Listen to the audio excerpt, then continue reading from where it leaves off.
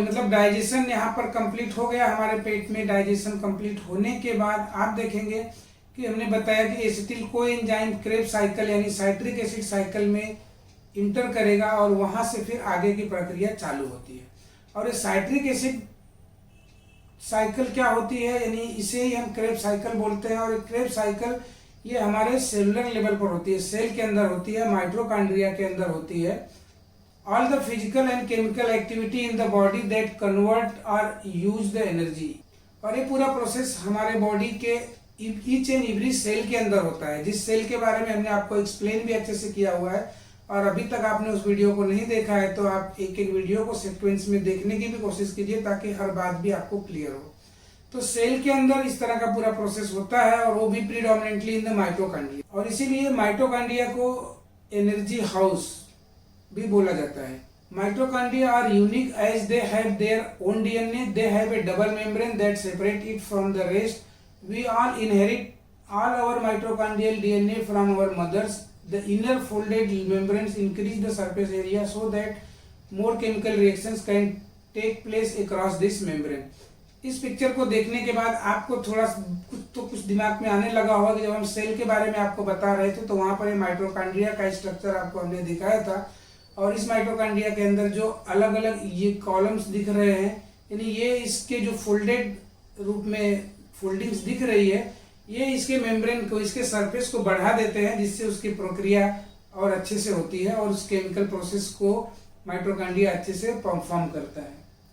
और इसीलिए हम हमेशा बोलते हैं कि आपका माइटोकॉन्ड्रिया कितना एक्टिव है, कितना अच्छे से फंक्शन कर रहा है, कितने अच्छे से परफॉर्म कर रहा है, उतने ज़्यादा आप एनर्जेटिक फील करोगे, क्योंकि उसी के अंदर ये जो कुछ भी एनर्जी का ट्रांजेक्शन हो रहा है ना, उसके अंदर हो रहा है। और जितने एक्टिव ढंग से माइटोकॉन्ड्रिया आपके बॉडी में काम करते रहेगा, आप एनर्जेटिक फील करेंगे। अदरवाइज आप कुछ भी खाएं, कितना भी खाएं, फिर भी उसके बावजूद भी आप अनहेल्दी फील करेंगे, आप जो है एनर्जेटिक फील नहीं करेंगे, लेथार्जिक फील करते रहेंगे, आपके बॉडी में पावर नहीं दिखेगी, आपको ताकत नहीं दिखेगी। अब यहाँ पर आपको ये इंपॉर्टेंट बात समझने की जरूरत है, ध्यान से समझने की जरूरत है कि जो ग्लूकोज होता है, जो हम ग्लूकोज का कंजम्पशन करते हैं, तो ग्लूकोज जो है ये सेलुलर रेस्पिरेशन में जब भाग लेता है तो सबसे पहले ग्लाइकोलिसिस प्रक्रिया चालू होती है। और ये ग्लाइकोलिसिस की जो प्रोसेस कंप्लीट होती है, वो कंप्लीट होने के बाद ही सेलुलर रेस्पिरेशन में वो भाग लेता है। तो ये ग्लूकोज की जो ग्लाइकोलिसिस प्रक्रिया होती है, ग्लाइकोलिसिस होने के बाद साइट्रिक एसिड साइकिल में जाता है, देन इलेक्ट्रॉन ट्रांसपोर्ट चेन में गुजरने के बाद वो हमें एनर्जी देता है। यानी कि ग्लूकोज ऑक्सीजन से मिलता है, यानी एक जो ग्लूकोज है C6H12O6, ये 6 ऑक्सीजन से मिल करके प्लस 32 एडीपी, एडीपी यानी एडिनोसिन डाइफॉस्फेट, ये तीनों मिलने के बाद वाटर रिलीज होता है, कार्बन डाइऑक्साइड रिलीज होती है और 32 एटीपी यानी दैट इज द एनर्जी, ये 32 एटीपी के रूप में एनर्जी का फॉर्मेशन होता है। यानी इस तरह से ग्लूकोज हमारे बॉडी में एनर्जी देता है। ग्लूकोज जब तक ऑक्सीजन से नहीं मिलता है, यानी जब तक सेलुलर रेस्पिरेशन इस तरह से नहीं होता है, हमें एनर्जी नहीं देता है। और यही एटीपी फॉर्मेशन की बात हम बार बार करते हैं, यही एटीपी ही हमें एनर्जी को दर्शाता है। यानी एटीपी फॉर्मेशन हुआ यानी एनर्जी मिली। तो एटीपी फॉर्मेशन को हम एक तरह से चार्ज बैटरी के हिसाब से भी समझ सकते हैं। और जो एडीपी अभी हमने बताया, ये अनचार्ज बैटरी है। तो अनचार्ज बैटरी यानी कि ये 32 एडीपी अनचार्ज बैटरी आकर के इस ग्लूकोज से ऑक्सीजन के साथ में मिलती है। उस कंडीशन में वाटर का फॉर्मेशन होता है, कार्बन डाइऑक्साइड निकलती है जो हम ब्रीद आउट करके बाहर करते हैं, और उसके बाद में 32 एटीपी का जो है फॉर्मेशन होता है। इस तरह से एक ग्लूकोज मॉलिक्यूल से टोटल 38 एटीपी का फॉर्मेशन होता है। और इस तरह से हम इस एटीपी को एनर्जी करेंसी या केमिकल एनर्जी बोल सकते हैं। ये हमारे बॉडी के लिए सबसे इंपॉर्टेंट है। यहाँ पर थोड़ा सा ग्लाइकोलिसिस को भी समझ लेते हैं। Glycolysis the first stage in the cellular respiration happen in the cytoplasm. जब हमने पूरे सेल को बताया था, सेल का स्ट्रक्चर बताया था, तो सेल के अंदर जो साइटोप्लाज्म होता है, उसी साइटोप्लाज्म के अंदर सभी ऑर्गेनेल्स बॉडी के घूमते रहते हैं। तो उस साइटोप्लाज्म के अंदर ये ग्लाइकोलिसिस की प्रक्रिया होती है। और ये ग्लाइकोलिसिस की प्रक्रिया बहुत लेंदी प्रक्रिया होती है, बहुत लेंदी प्रोसेस होता है, जिसमें कि आप देखेंगे कि ये करीब 8 स्टेप से गुजरने के बाद ये प्रोसेस कंप्लीट होता है। और इस तरह से glucose is broken down using the 10 enzymatic reaction to produce the 2 3 carbon molecules of the pyruvate, यानी ग्लूकोज अल्टीमेटली पायरुवेट में कन्वर्ट होता है। वहां पर 2 जो है 3 कार्बन वाले शुगर्स बनते हैं, यानी जिन्हें हम पायरुवेट बोलते हैं। तो यहाँ पर आप वापस थोड़ा सा ध्यान से देखिए कि ग्लाइकोलिसिस में ग्लूकोज जो है अल्टीमेटली पायरुवेट में कन्वर्ट होता है। उसके बाद रेस्पिरेटरी रिएक्शन चालू होता है जहां पर एसिटिल कोएंजाइम ए बनता है। ये जो है एक इंटरमीडिएट स्टेज है जहां पर चाहे वो प्रोटीन हो, चाहे वो ग्लूकोज हो, चाहे वो फैट हो, वो अल्टीमेटली एसिटिल कोएंजाइम ए में कन्वर्ट होता है और तब जाकर के आगे का सेलुलर रेस्पिरेशन कंप्लीट होता है। इस तरह से ये पायरुवेट जो होता है, ये पायरुवेट जो है साइटोप्लाज्म के अंदर फॉर्म होता है, मतलब माइटोकॉन्ड्रिया के बाहर ये प्रक्रिया होती है। माइटोकॉन्ड्रिया के बाहर होती है, उस साइटोप्लाज्म के अंदर ही ग्लूकोलाइसिस की पूरी प्रक्रिया होती है। उसके बाद तब ये पायरुवेट माइटोकॉन्ड्रिया के अंदर एंट्री लेता है and it move inside the mitochondria. और माइटोकॉन्ड्रिया में एंट्री लेने के बाद फिर ये पायरुवेट एसिटिल कोएंजाइम के रूप में कन्वर्ट होता है और तब जाकर के आगे सेलुलर रेस्पिरेशन की प्रक्रिया कंप्लीट होती है, यानी तब वो आगे वो प्रोसेस फर्दर बढ़ता है और कंप्लीट होता है। तो इस तरह से पायरुवेट का ऑक्सीडेशन होता है। Pyruvate it oxidise and loses the electron to form the Na+H। तो इस तरह से ये अल्टीमेटली पायरुवेट माइटोकॉन्ड्रिया में जाने के बाद एसिटिल कोएंजाइम में कन्वर्ट होता है और वो कोएंजाइम में कन्वर्ट होने के बाद आगे सेलुलर रेस्पिरेशन की प्रक्रिया शुरू होती है। और उस सेलुलर रेस्पिरेशन में आप देखेंगे कि जो क्रेब्स साइकिल की प्रक्रिया है, यानी साइट्रिक एसिड साइकिल की प्रक्रिया है, ये भी एक लंबी प्रक्रिया है। काफी लंबे प्रोसेस से गुजरने के बाद ये प्रक्रिया कंप्लीट होती है। करके इलेक्ट्रॉन ट्रांसपोर्ट चेन के बाद एटीपी फॉर्मेशन होता है और तब हमें एनर्जी मिलती है। यानी कि citric acid cycle also called as a Krebs cycle is a series of the chemical reaction used by all aerobic organism to generate energy through the oxidation of acetate derived from the carbohydrate, fat and protein into carbon dioxide। तो ये पूरी प्रक्रिया हमारे mitochondria में complete होती है metabolism की, और ये मेटाबॉलिज्म की प्रक्रिया कंप्लीट होने के बाद अल्टीमेट रिजल्ट, अल्टीमेट प्रोडक्ट हमें एटीपी मिलता है, यानी एटीपी दैट इज एनर्जी। तो ये एनर्जी फॉर्मेशन का काम माइटोकॉन्ड्रिया के अंदर होता है, इसलिए माइटोकॉन्ड्रिया को हम power house of the cell बोलते हैं। और अगर आपका माइटोकॉन्ड्रिया अच्छे से काम नहीं कर रहा है तो आप हमेशा टायर्ड फील करेंगे, फटीग फील करेंगे। और इतना ही नहीं, अगर आपका माइटोकॉन्ड्रिया डिसफंक्शनल है, यानी आपके माइटोकॉन्ड्रिया अच्छे से काम नहीं कर रहा है, तो वहां पर आपको हार्ट डिजीज हो सकती है, कैंसर हो सकता है, mood disorder, infertility, auto immune disease, fibromyalgia, autism, dementia, diabetes इत्यादि ये सारी बीमारियां आपको हो सकती हैं। यानी माइटोकॉन्ड्रियल डिसफंक्शन को लेकर के आपके अंदर कितनी बीमारियां पैदा हो रही है आपको पता नहीं है। आपका माइटोकॉन्ड्रिया किस तरह से एक्ट कर रहा है, वो एनर्जेटिक है कि नहीं, वो एक्टिव है कि नहीं, वो अच्छे से काम कर रहा है कि नहीं, वो परफॉर्मेंस दे रहा है कि नहीं, आपको पता नहीं है। और जब माइटोकॉन्ड्रिया अच्छे से परफॉर्म नहीं करेगा, आपके बॉडी के अंदर जो कुछ भी फूड जा रहा है उसका सेलुलर रेस्पिरेशन अच्छे से नहीं होगा, वो बॉडी में अच्छे तरीके से यूज नहीं होगा, वो एटीपी फॉर्मेशन उसका अच्छे से नहीं होगा, एनर्जी के रूप में जब वो कन्वर्ट नहीं होगा तब तक आपके लिए वो अनहेल्दी फूड है। वो हेल्दी फूड खा करके आप मोटे हो सकते हो, लेकिन आप हेल्दी नहीं हो सकते हो। और यहाँ पर आपको थोड़ा सा कंफ्यूजन भी चालू होने लगेगा कि आखिर एटीपी क्या है और एटीपी से हमें क्या लेना देना है। तो दोस्तों, जब तक एटीपी का फॉर्मेशन नहीं होगा, और यही एटीपी जो है हमारे बॉडी में यूज की जाती है for building the bone, repairing the tissue, कुछ भी हमारे बॉडी में रिपेयरिंग क्या प्रोसेस हो रहा है, बॉडी के अंदर कोई भी बिल्डिंग प्रोसेस हमारे बॉडी में हो रही है जिसे हम एनाबॉलिक प्रोसेस बोलते हैं, उस एनाबॉलिक प्रोसेस में इस एनर्जी की रिक्वायरमेंट होती है, एनर्जी की नीड होती है।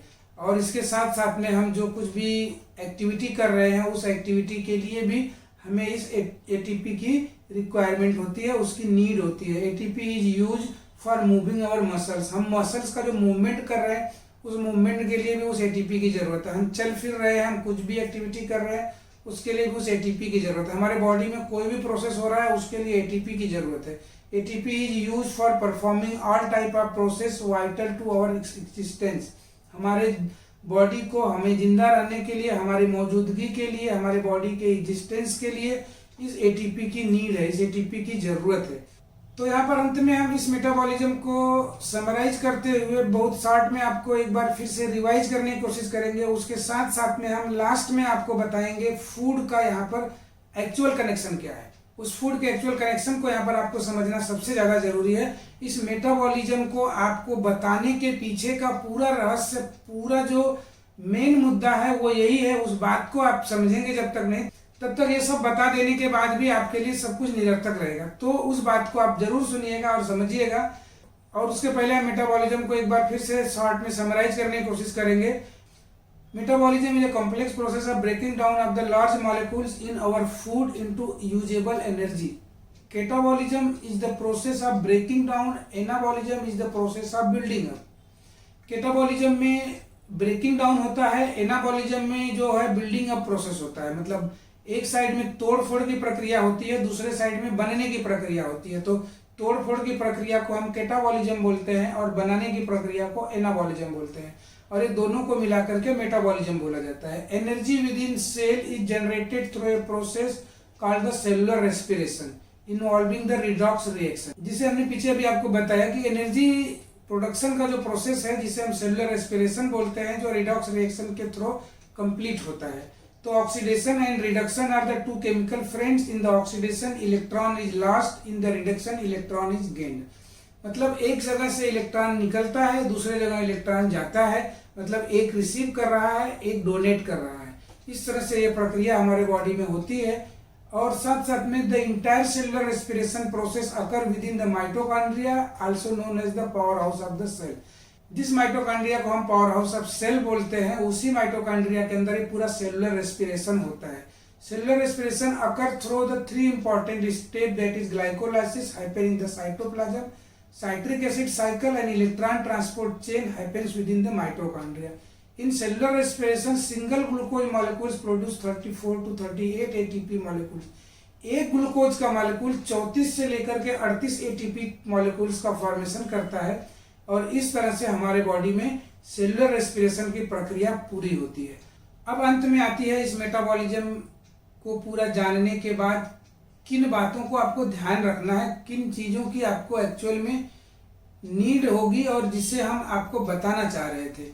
तो आपने देखा कि डाइजेशन कंप्लीट होने के बाद कोई भी कॉम्प्लेक्स कार्बोहाइड्रेट स्मॉलेस्ट यूनिट में कन्वर्ट हुआ, फैट फैटी एसिड में कन्वर्ट हुआ, प्रोटीन एमाइनो एसिड में कन्वर्ट हुआ। वहां से ये लास्ट में जो अल्टीमेट प्रोडक्ट तीनों का जब क्रेब साइकिल में एंट्री लेता है, उस क्रेब साइकिल के लिए हमें जरूरत पड़ती है एसिटिल कोएंजाइम की। यानी यहाँ पर ये एसिटिल कोएंजाइम में कन्वर्ट होगा। ये तीनों एसिटिल कोएंजाइम में कन्वर्ट होने के बाद साइट्रिक एसिड साइकिल में जाएगा और इलेक्ट्रॉन ट्रांसपोर्ट चेन कंप्लीट होगी और तब जाकर के ये सभी एनर्जी देंगे।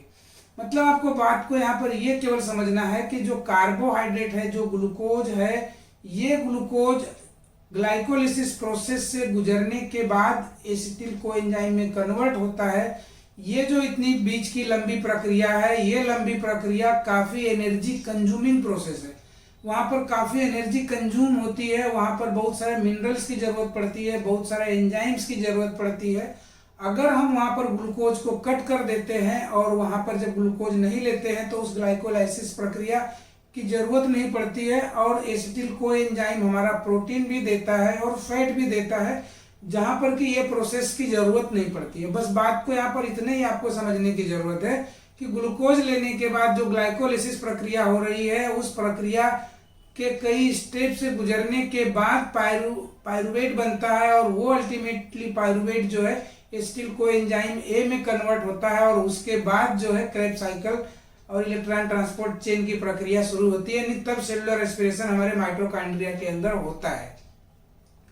यानी कि ग्लूकोज को हम अगर कट कर देते हैं तो इस प्रोसेस से हम बच जाते हैं। और ये प्रोसेस जो एनर्जी कंज्यूमिंग प्रोसेस है, वहां पर भी नामालूम कितनी एनर्जी वो ले रहा है, वो आप भले ना समझ पाए इस बात को। वहां पर आपका ये विटामिन कंज्यूम कर रहा है, वहां पर मिनरल्स का कंजम्पशन हो रहा है, उसकी नीड है, उसके साथ साथ में बहुत लंबी प्रक्रिया हो रही है। और जबकि अमाइनो एसिड और फैटी एसिड के लिए इस प्रक्रिया की जरूरत नहीं, इस प्रोसेस की जरूरत नहीं है, वो डायरेक्ट एसिटिल कोएंजाइम में कन्वर्ट हो जाएगा और उसके बाद वो सेलुलर रेस्पिरेशन यानी माइटोकॉन्ड्रिया में वो एंट्री ले लेगा और सेलुलर रेस्पिरेशन कंप्लीट होगा और एनर्जी भी देगा। तो इस पूरे क्लास में मेटाबॉलिज्म को बताने का केवल मेन एक ही उद्देश्य हमारा है कि ग्लूकोज को अगर हम कट कर देते हैं तो हम ग्लाइकोलिसिस प्रक्रिया से भी बचते हैं। और इसीलिए तो हम एक एक वीडियो के माध्यम से एक एक बातों को एक्सप्लेन करते हुए आपको बताने की कोशिश करते हैं कि ग्लूकोज किन किन जगहों पर किस वजह से क्यों को आपको कट करना चाहिए, कैसे आप कट कर सकते हैं। इसलिए क्योंकि आपको डायरेक्ट अगर बोल दिया जाए कि ग्लूकोज कम करो, ग्लूकोज कट करो, तो आपको बात नहीं समझ में आएगी। तो यहाँ पर इसलिए हम पूरे केमिकल प्रोसेस को, बॉडी के सिस्टम को, साइंस के सिस्टम को सब बताते हुए आपको कोशिश करते हैं कि आप जब इन सब बातों को समझ जाएंगे तब आपको वहां पर कार्बोहाइड्रेट को कट करने में आसानी होगी। क्योंकि हमें अल्टीमेटली एनर्जी की जरूरत है और एनर्जी का हमने बताया आपको कि इलेक्ट्रॉन ट्रांसपोर्ट, यानी हम जब एटम लेवल पर जाते हैं तो वहां पर इलेक्ट्रॉन का ट्रांसपोर्ट हो रहा है और वही इलेक्ट्रॉन का जो ट्रांसपोर्टेशन है वो किसी भी एटम में रहेगा। वो एटम अगर आयरन है तो उस आयरन के अंदर भी जो एटम है उस एटम में जो है इलेक्ट्रॉन, प्रोटॉन और न्यूट्रॉन होगा। तो मतलब सब कुछ तो सेम है, मतलब इलेक्ट्रॉन का आदान प्रदान ही मेन है। तो हम उस इलेक्ट्रॉन को, उस एनर्जी को अगर हम दूसरे सोर्स से ले रहे हैं और ले सकते हैं और हमारा जो है एनर्जी का जो पूरा प्रोसेस है वो फुलफिल हो रहा है, तो फिर हमें ग्लूकोज को ही क्यों ज्यादा मतलब इतना भाव देने की जरूरत है, ग्लूकोज को ही क्यों इतना खाने की जरूरत है। तो दोस्तों आज का ये टॉपिक काफी लंबा हो चुका है और मैं इस उम्मीद के साथ इस टॉपिक को यहीं पर विराम करता हूं कि आपको ये बात समझ में आ गई होगी कि मेटाबॉलिज्म के माध्यम से हम आपको ग्लूकोज के कंजम्पशन को और ग्लूकोज किस तरह से हमारे बॉडी में एक्सपेंसिव प्रोसेस है, ग्लूकोज का जो डाइजेशन से लेके मेटाबॉलिज्म तक एनर्जी फॉर्मेशन का जो प्रोसेस है ये कितना एनर्जी कंज्यूमिंग प्रोसेस है, इसलिए भी हम आपको बताना चाहेंगे और मना करना चाहेंगे कि ग्लूकोज का कंजम्पशन हमें कम करने की जरूरत है। तो इस तरह से दोस्तों अगले वीडियो में हम फिर कोई ना कोई नई जानकारी के साथ आपके सामने उपस्थित होंगे।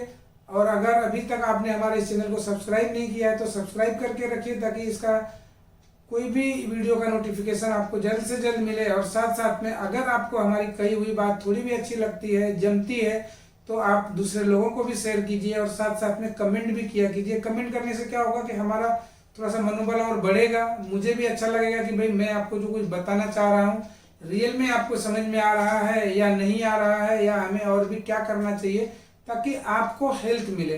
दोस्तों हमारा एक ही उद्देश्य है, आपको हेल्थ मिले।